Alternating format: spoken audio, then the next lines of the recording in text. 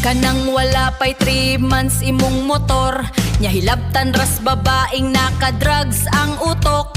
Maong lisod gyud kung buang na atong kontra. Wa na'y huna-huna o kaikog o kauwaw. Proud pagani ha! Sa pila kalaking nakaiyot niya, ug wahibaw ikinsa ang amahan sa anak niya. Kalo!